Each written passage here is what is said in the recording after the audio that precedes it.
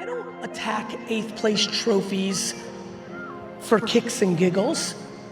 I'm mad at 8th place trophies not because I love competing and I want to be a winner, or first is the only thing and everything else sucks. I hate 8th place trophies because we're teaching children that losing is bad.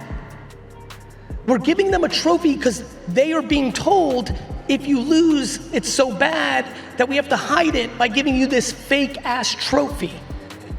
We're conditioning these children to be scared of losing. I don't know if anybody's heard the news alert. Life is only about losing. Life's about losing. We're all losing micro losses constantly. We're constantly losing. We're fucking losing every day. You need to fall in love with micro losing, which is how you get macro winning. You understand? What Marcy has to figure out is who's she scared to lose in front of her? Her mom? Her dad? 3 different people said, I'm scared to lose in front of my children. I don't want them to think I lost. I said, no child's relationship is based on their parents' business success. No child is disappointed if their parents don't build a big company. Children are disappointed in their parents when they don't get unconditional love.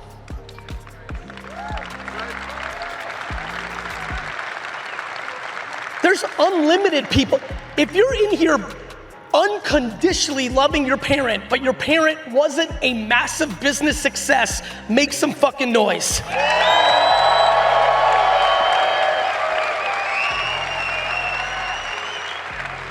One more time, if you are here and you love the fuck out of your parents, yet they weren't crushing it financially, clap it the fuck up.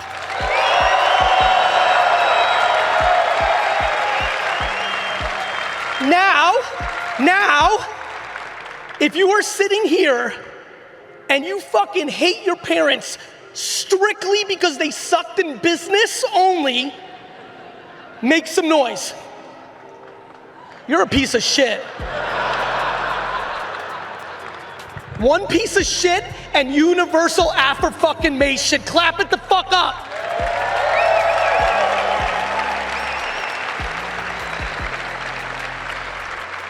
Does anybody else feel like the last 3-4 minutes, like eventually we just I almost feel like VCon needs to just change everything.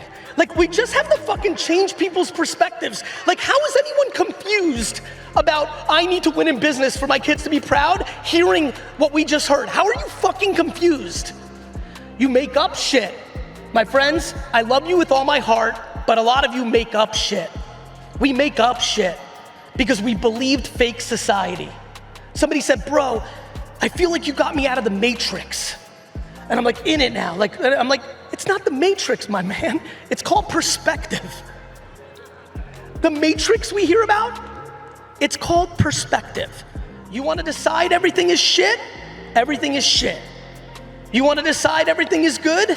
Everything is good. This is not delusion. This is how you deal with shit.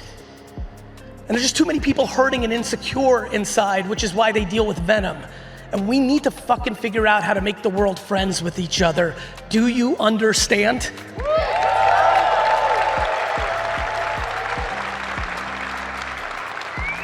She needs to figure out who she's scared to lose in front of, and she needs to deploy therapy, meditation, putting positivity in her ears, and most of all, have the conversation with the person. Most of you are here that have any anxiety in your chest are one singular conversation away of saying it out loud to the person that's fucking you up, normally one of the 4 to 7 people closest to you in the world. And if you leave VCon with anything, not a fucking pin, though they're cool, not even the great new friends you've made, which is fucking profound, it's with the courage to go home and have one conversation that you've been sitting on. You need to tell someone in your life that their judgment of you has become your judgment of yourself, and you're fucking done with that shit.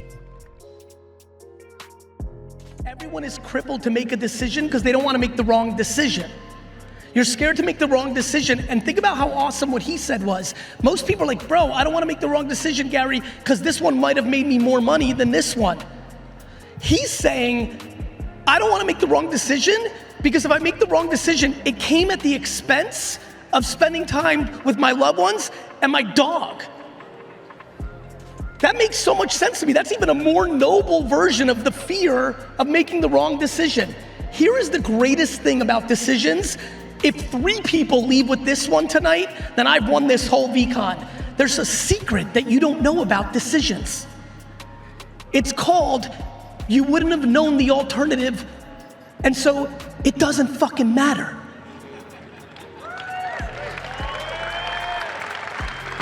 When you make a decision, you've made a decision, and you actually don't know how the other way would have worked out. You wouldn't have known.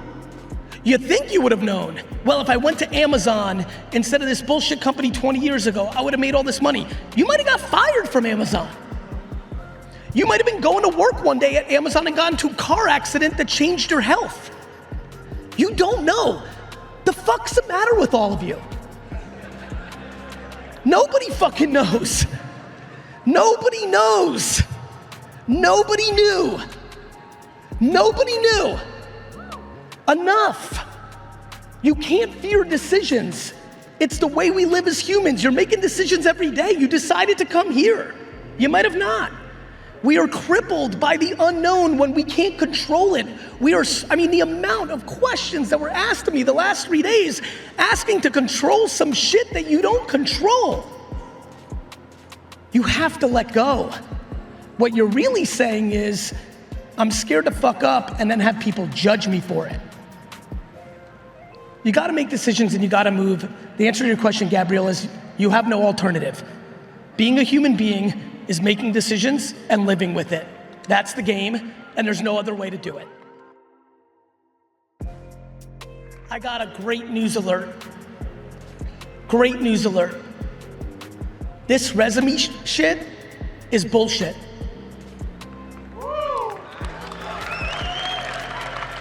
I have great news alert for all of you. The resume is some 1992 shit.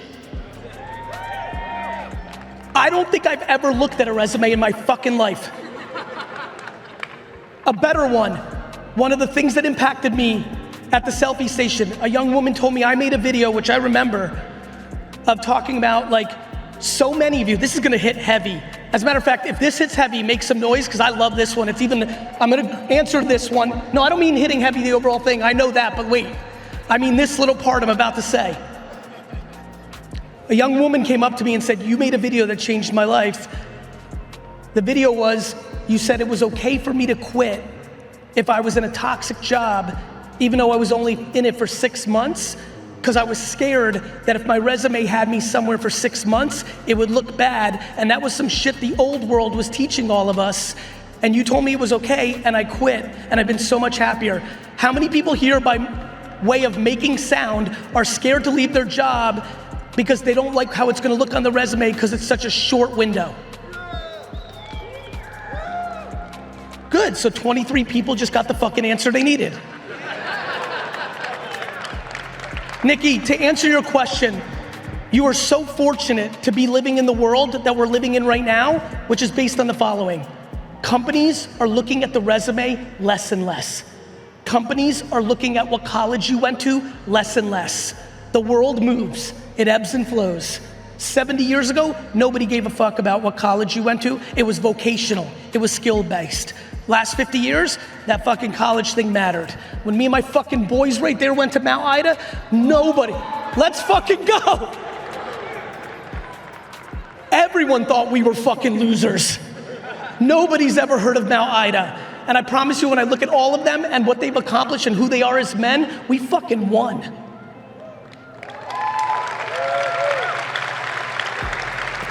So Nikki, to answer your question, every company that gives a shit that you were a stay-at-home mom and don't realize that the skill sets that you learn of raising children are wildly, wildly relevant for the world we live in today, is a fucking company that you don't want hiring you in the first fucking place.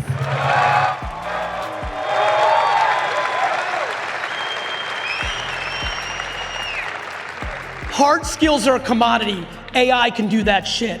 Soft skills of managing humans is the fucking game. Stay-at-home moms understand that shit way more than you fuckers out there.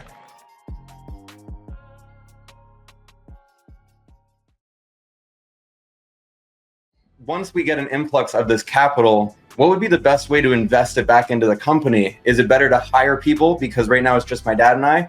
Would it be into equipment that can help make our jobs easier? Would it be into more marketing?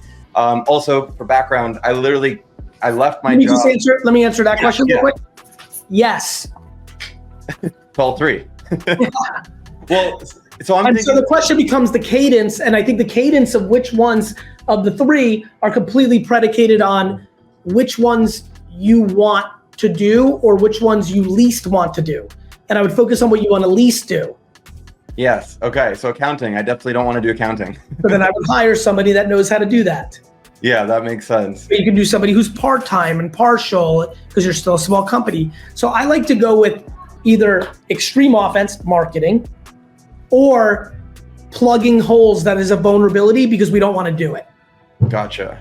Now, what if it's something I enjoy doing, I'm good at, like video production, but it also is the most time-consuming element, which takes me away from the visionary role, which is what I'm kind of in the company. Because like the visionary role is not something you actually do, it's something you think. I'm in a visionary role in the company too. Yeah, that makes sense. I do my visioning when I'm fucking in the shower or taking a poop or on a plane or when I'm walking across the street or while I'm talking to you right now, I'm visioning some of the stuff I want to do with virtual influencers for VaynerX because the brain has the capacity to be thinking about multiple things at once. The thing you're talking about, the visionary thing is don't let that turn into some sort of bougie entitlement. Oh, no. Yeah, that's like, what are you gonna fucking do? What are you gonna sit in a room and look at yourself? Yeah, no, not at all. While you're editing, if you're like a lot of other good video editors, the video editing a lot of time is your therapy and your time to think as well. So vision while you fucking edit. That's true, totally. I understand that 100%. It's something I actually do a lot of my thinking in the shower. That's where I do my best thinking. And I don't know if you'll appreciate this, but my fiance and I moved back in with my parents to start this business. Of course you brought that up knowing I was gonna fucking appreciate it. I'm obsessed with everyone. I hate when people live at home so that their parents pay for their whole life and they're just sitting on the couch and fucking talking shit and doing nothing. I love when people have the strategy to have the humility to move back in with their parents, to save dollars, to reset to a springboard and extract more family time with their parents. Two very different versions of living at home. One is you're still a fucking child. The second is you're a humble operator looking to reset and strategize. Two very different fucking people. Like I do my website, I edit my videos, I create my videos, I film myself, I do all my social media stuff. And I'm just wondering, like, is there a point where I should, look at outsourcing something like to a team? Like, am I hurting myself by trying to do too much? Potentially. Now, the thing by doing it that allows you is you'll know how to judge it because you did it. Most people hurt themselves by outsourcing too soon. So that's number one. So good news. I love that you're doing it because you know how to do everything. You know why I was unstoppable at running a liquor store? Because I did everything.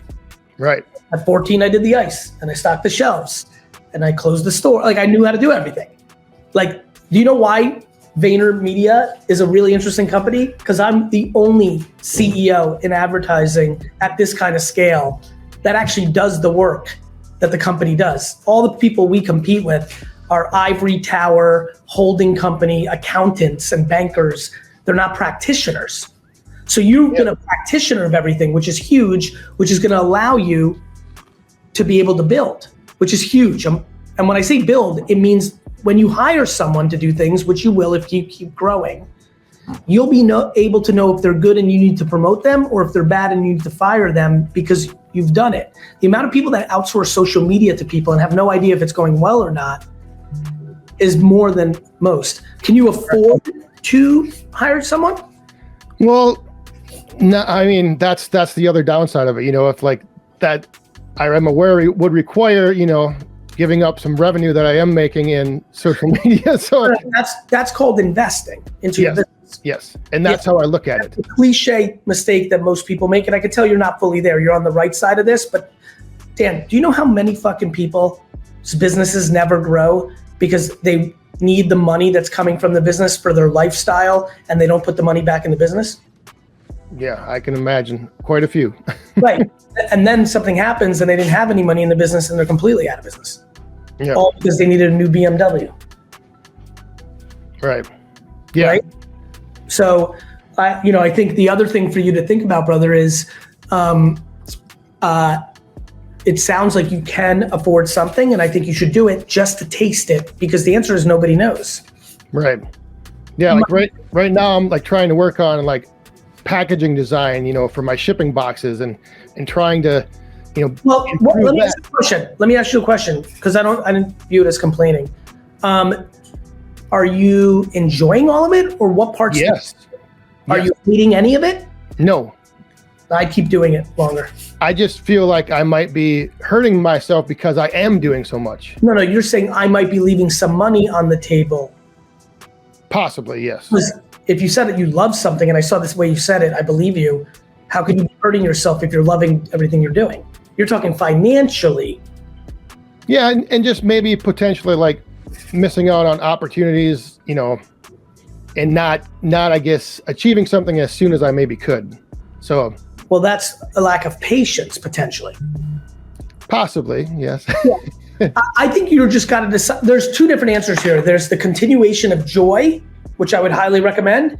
And then there's what's the best way to optimize. And then to your point, and where I'm going to go with this is you could probably achieve all of it, because it just seems like you're super fucking obsessed with firewood, and anything you do is going to be fucking awesome. Potentially, yes.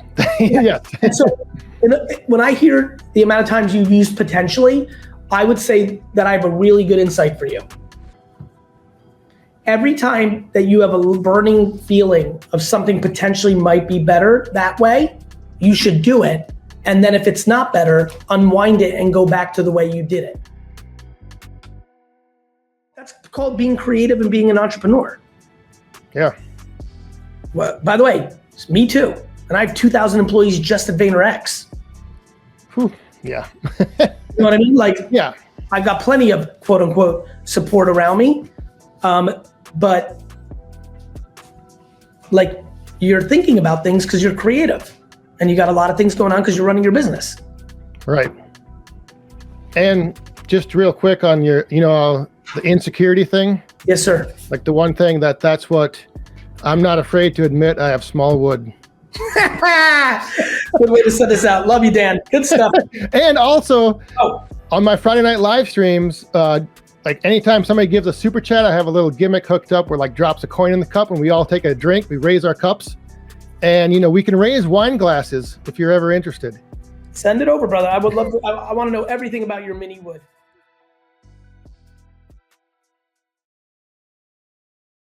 People are obsessed with judging things while they're still in progress.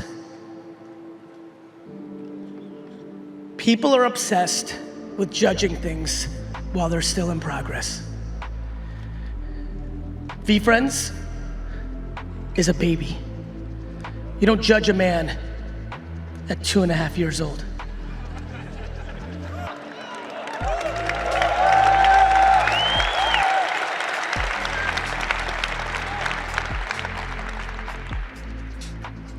I met so many of you one-on-one today, and I've had so many other interactions with you over the last 10 years, 2 years, 3 years.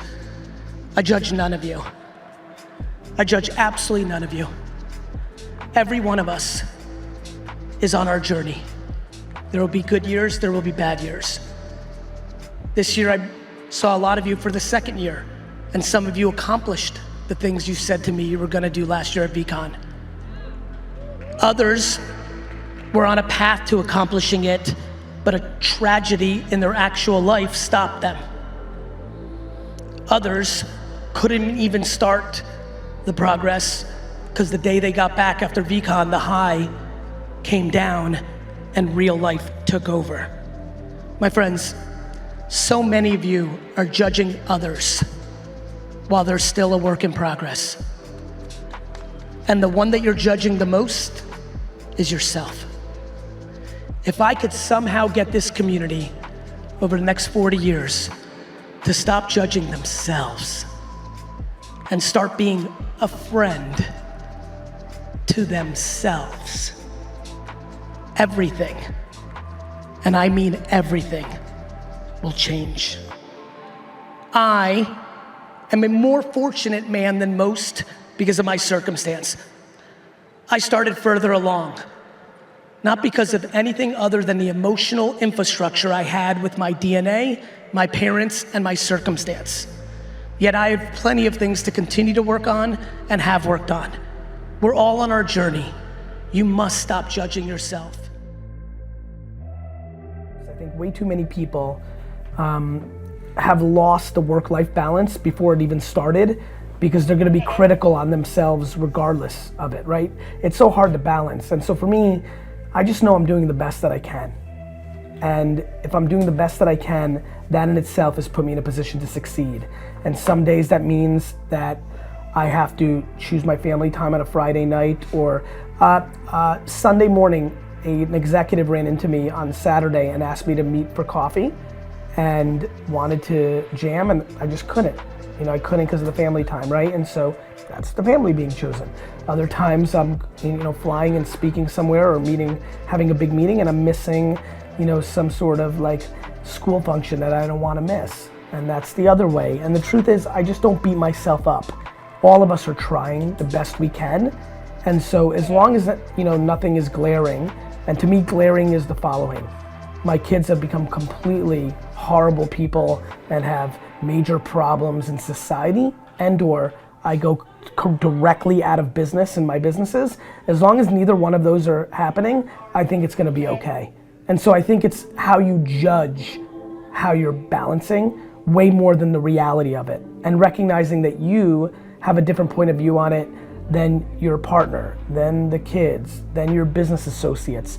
And I think you need to care about your point of view on it first and foremost, while being empathetic to everybody else's points of view. Awesome. That's a really good answer. I know that, it's hard to try and not judge what you're doing and stuff like that. That's the game, right? That's like everybody could be failing at work-life balance if they've decided they're failing at work-life balance. Okay.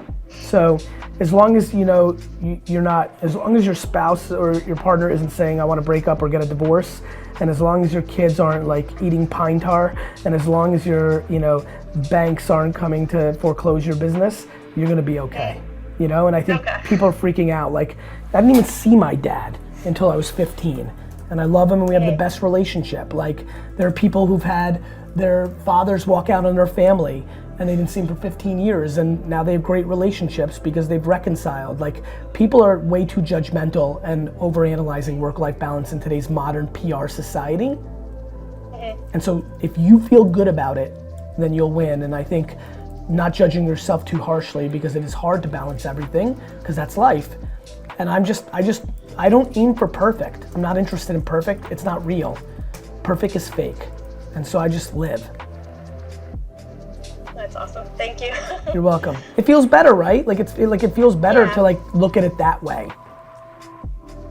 Yeah, I said it's hard, and I said with little kids and stuff, it's like mommy's not here, daddy's not here, and that's kind of all they see. As much as they're involved, it's just kind of hard some days. And they're tougher than you think. How old are they? 3 and 8. 3 and 8. Tell me anything you remember of being 3. Go. Not much. Interesting. Just being in a hospital. That's right. about it. And you know what? When you really as long as you're counterbalancing it with love, and one of the biggest things all these parents judging people. Meanwhile, they're around because they work 9 to 5, but if they're not deploying love and are in it from 5 to 9 every night and on the weekend, what are they really accomplishing? Just because you're there doesn't mean you're there. Right. So do you, when you do have your family, like you said, when you have your family time, you just kind of say, that's family time and that's kind of non-negotiable. Yeah, and that might be different times, but. Yes, and sometimes it, most of the time it works out, but sometimes it doesn't, right? Like sometimes I can get distracted and I'm just not willing to beat myself up if I decided to go down a rabbit hole for an hour on a Sunday when I should have been all in on the family. That's just gonna happen. Like Right. This is about not beating yourself up and knowing where your intent and your efforts are, and also knowing life's a long game. So in 2-3 years when I'm taking my kids on business trips and traveling with them and showing them the world, like that's where the benefits have come from some of the sacrifices. I don't know, I think everybody, if they had the option of, would you rather have had your parents around every minute from 1 to 5, but not be able to do all these amazing experiences with them from 11 to 18 versus the alternative? I just have a funny feeling all of us would raise our hand and say, I'll take that 11 to 18 shit. And I plan on dominating that, and some of the sacrifices I have to create between 1 to 8 is something I'm willing to do, and that's my strategy, and I don't give a fuck if some parenting blogger says that I'm not spending enough time with them. Fuck you. Thank you. Let me come Thank and you very much. let me come and judge you from afar. Do you know what I mean? Yeah. So look, this fucking notion that fear is a great motivator is actually true. The problem is it's not sustainable. It works in the short term, but it fucks up the whole system. You may get what you want in the short term, but deep down, all those people fucking hate you. And if they hate you, they'll steal from you, they'll backstab you, they'll leave you, and how can you blame them? You fucking used fear to motivate them. You're the worst. So the answer to this question is, it seems like he's a senior dude with a boss that uses fear. How does he help? What he does, and a lot of you are doing right now, is you're a buffer, right? You eat the shit from him, but you try to make it good for your little crew. How many people right now are in a corporate or business environment where the ultimate boss drives fear and you're trying to be the middle person to balance it, to protect them, but you're eating the shit from the boss? Clap your hands. Stand up, actually, stand up. Stand the fuck up if you're one of these people right now. Please don't bullshit me. Don't be scared. Don't be scared. Stand up. Every one of those people need to quit their fucking job.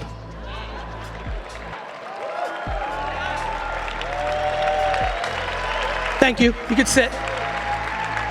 Now, easy for me to say all fancy on this fucking stage. What I'd probably do first is have one real kind candor conversation. Hey boss, I've been here for 3 years, 2 years, 6 months, 9 years. This is the real situation. This is it. You're scaring people, I'm trying to make it, but it's wearing on me. It's not sustainable. It's not my business. Are you capable of adjusting to this? Maybe I'm the first person ever telling you this. Maybe you don't even see it. Maybe you were trained by fear, the grandparent thing. But you have to have one conversation and then see if it does anything. All of you should be having one real conversation, kind candor, right? You don't have to be mean to your boss. Have empathy for your boss in that situation. Maybe that's how they got it trained to build what they want, but you need to have it. You need to have it, and you need to see what happens.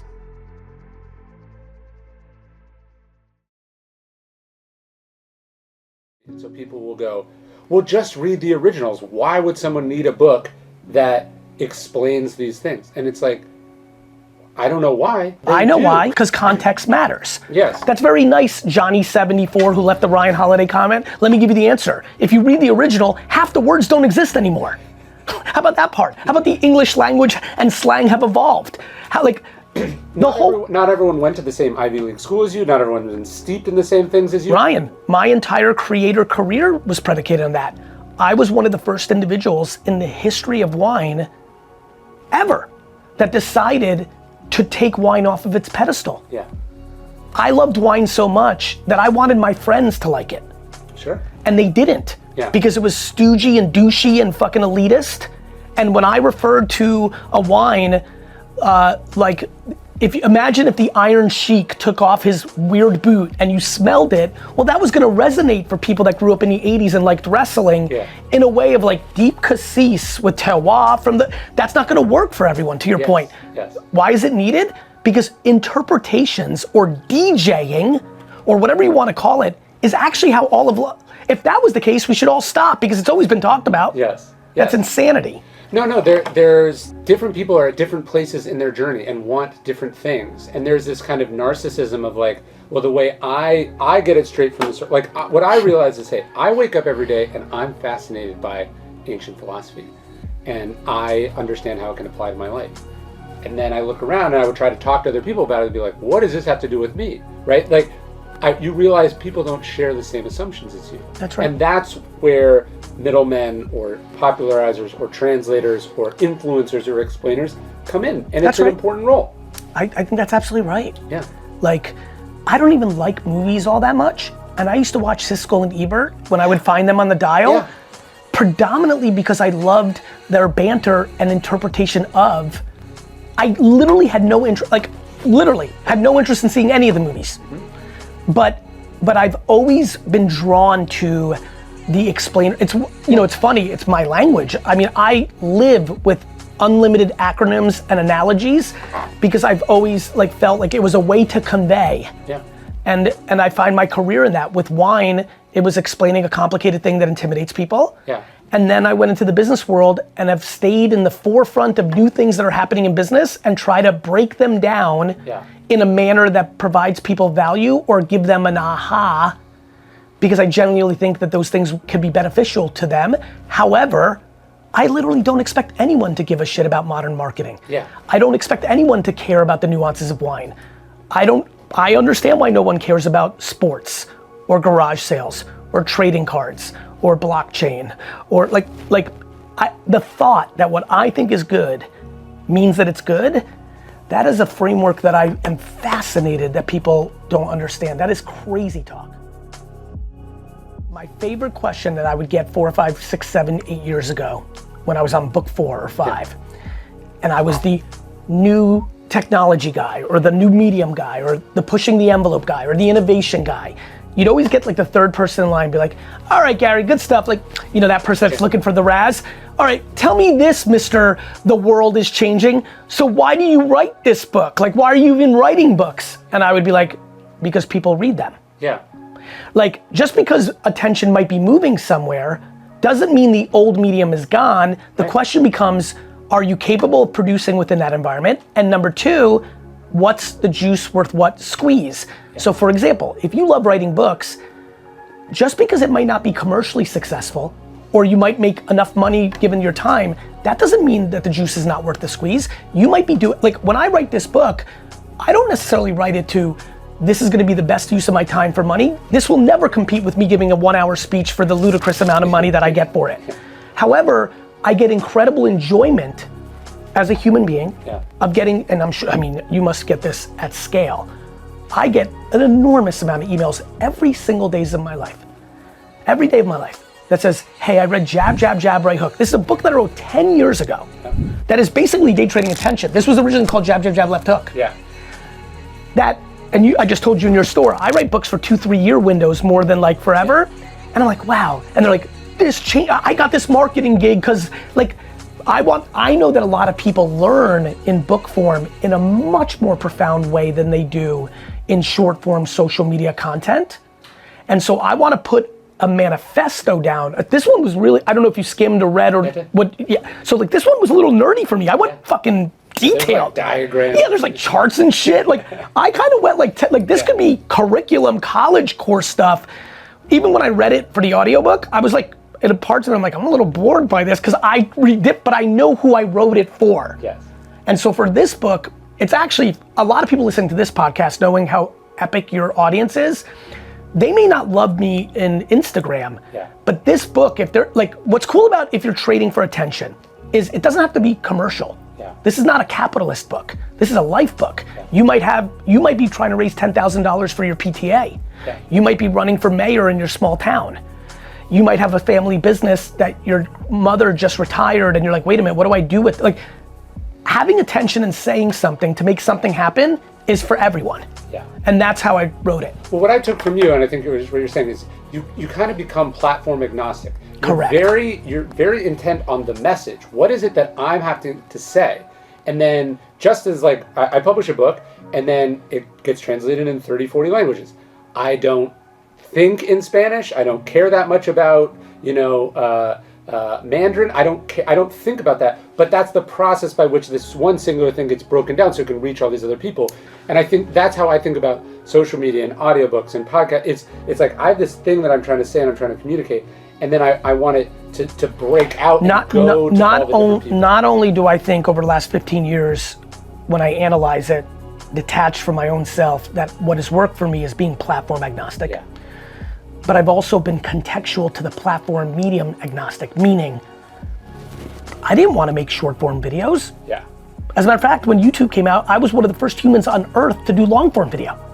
One of the reasons I got flown out to Google and Yahoo Video, and before Google even bought YouTube, and Vidler and all these companies, Ustream, which was the precursor to Twitch, I was doing long form when everything was pirated IP. Early YouTube was Family Guy clips. And you were on Rever, am I remembering that? What was that one? Vidler? There was like one that was going to be like YouTube, but you got paid for your videos. Oh no, I never did that. I'm trying to remember what that was. But yeah, the point that I'm making is like written word. Yeah. One of the reasons I didn't blog. If you look at my career on the internet from 96 to today, which is now, a chunky little time, we're getting there. E-commerce early, email early, search early, YouTube, social, all of it. Not blogging, because I couldn't write. I started to blog after I was being transcribed from audio, from video. Got it? Yeah. So look, I think this is where I'm going with this, which is you have to be self-aware of what you're capable of. Yeah. But more importantly, I couldn't wait to blog and write, but I just didn't have that skill.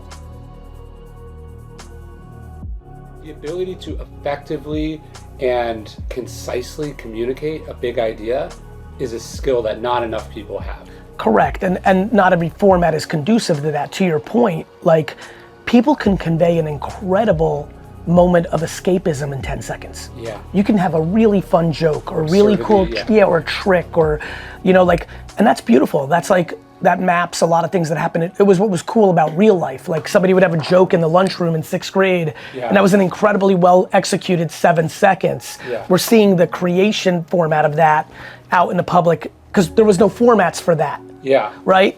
Even Tracy Ullman would have those little breaks called the Simpson cartoons, which, right? Yeah. Which, they were short skits and it became something iconic. So I think to your point, I think there's a lot of ways to provide value in very short skits and short moments, but it is not profound philosophical ideas that clearly take time to think through. Yeah. And although people think I think at the audience side, you think it's easy because it's short or correct. It's it's hard. Correct. As a matter of fact, much to what I was talking about with day trading attention, especially for the people that are listening that are in professional marketing, not creators or whatever, they disrespect not only because it's short, they disrespect production value.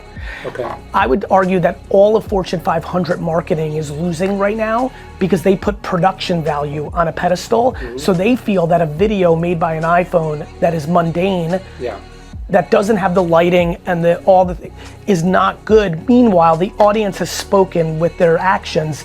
Humans like it. Yeah. Just like Hollywood didn't think reality TV was good. Yeah. And then the market spoke. Yeah. And now it's a very meaningful genre that used to not exist. I think a lot of the things I think about when I think about attention, or even the concept of the kids' book, finding the middle. Yeah. I think a lot of it has to do with people's inability to understand that their subjective opinions are borderline audacious and often delusional, meaning most people walk around making decisions based on a focus group of one. I sit in unlimited boardrooms constantly where they're like, well, I don't like that. I'm like, well, good news, we're not selling to you. Yeah. You're selling to 19-year-olds, you're a 67-year-old, you're selling to women, you're a male, we're selling to people who need this, you don't need this. Why would your subjective opinion of one be a good marketing strategy and a good distribution strategy and a good media strategy and good creative strategy? Now, if you're a remarkable marketer or decision maker, you become an empty vessel and you try to take, I believe one of the things that has worked for me is I don't think my opinion counts. I think I have to make subjective opinions all the time, but I never believe I'm right. I believe that I'm forced into it at times. I have to decide what wines I'm gonna put on my wine show. Yeah. I have to decide what I'm gonna write about, but I don't think it's right. And I think a lot of people really do live in a borderline delusional, audacious state and make a lot of bad business, marketing, and life decisions within that framework.